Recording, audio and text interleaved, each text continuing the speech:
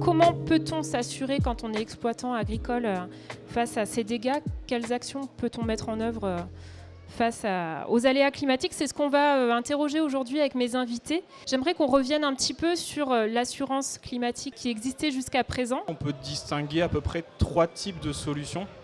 Une première qui est la plus ancienne, qui consiste à n'assurer que le risque grêle.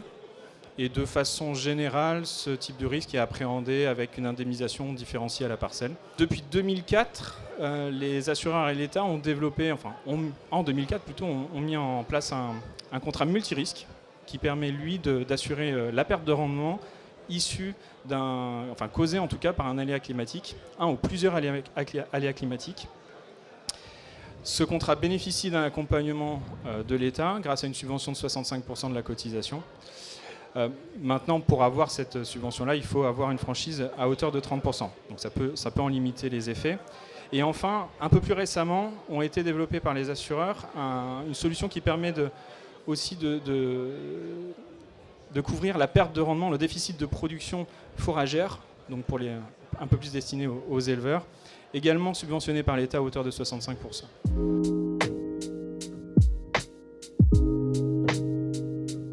Aujourd'hui, on peut dire que trop peu d'exploitants sont assurés. On compte un peu moins de 30% des surfaces agricoles françaises couvertes par un contrat d'assurance. Avec l'augmentation de la fréquence de ces événements et une intensité qui est de plus en plus forte, on voit aussi une dégradation finalement de la mutualisation de ce type de contrat. C'est-à-dire qu'on a des sinistres qui sont beaucoup trop importants par rapport aux cotisations qui sont collectées. Donc on a un modèle économique qui est en plus déséquilibré du fait du manque d'assurés.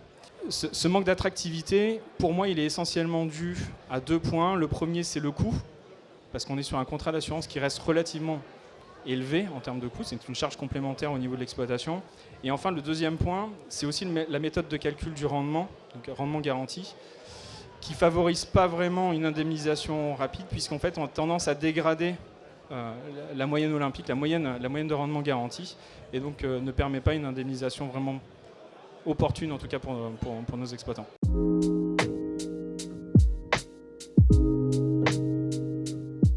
L'idée, c'est de poser 4 grands principes. Le premier, c'est d'avoir une mutualisation des risques, avec la création d'un grand fonds de solidarité nationale, et qui sera alimenté par les assureurs et l'État. Donc ça, c'est le premier point. Le deuxième, c'est une universalité au niveau de la couverture assurance. C'est-à-dire qu'aujourd'hui, où on a une sélectivité des cultures, demain, toutes les cultures doivent pouvoir être assurées par ce type de contrat. Le troisième pilier, c'est le fait d'avoir un interlocuteur unique. Aujourd'hui, un exploitant doit aller dans différents guichets pour pouvoir bénéficier à la fois des calamités agricoles ou d'un contrat d'assurance. Demain, il fera appel à l'assureur qui aura la gestion complète.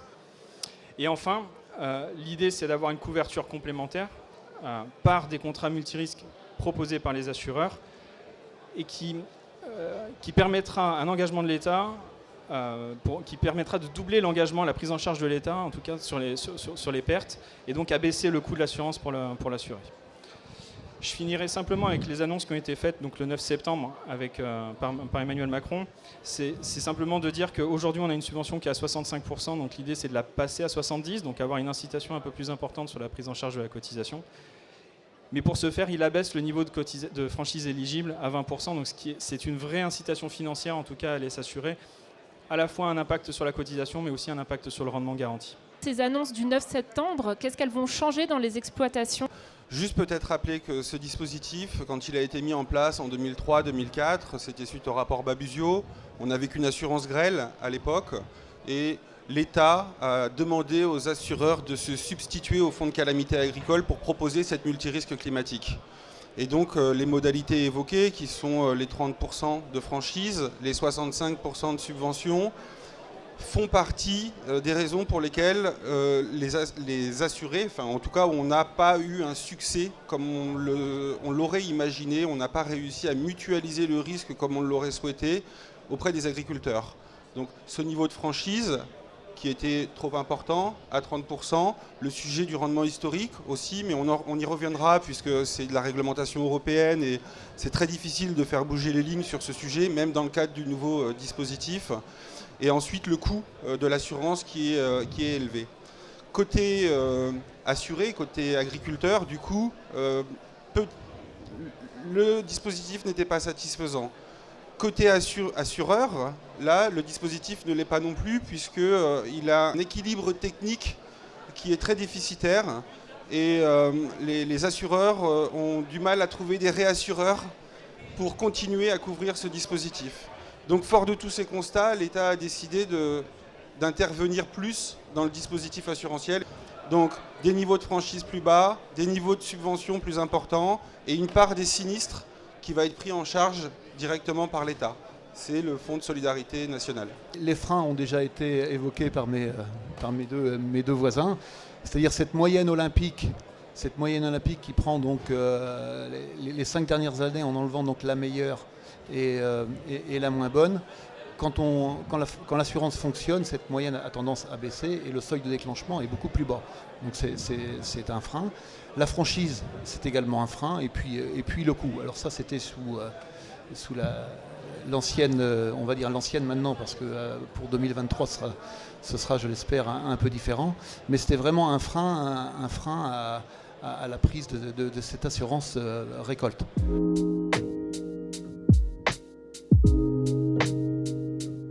On peut mettre des filets sur des vergers, par exemple, pour la grêle. Il y a un certain nombre de choses qui peuvent être faites. Il faut juste que l'exploitant, que l'entrepreneur mesure les risques.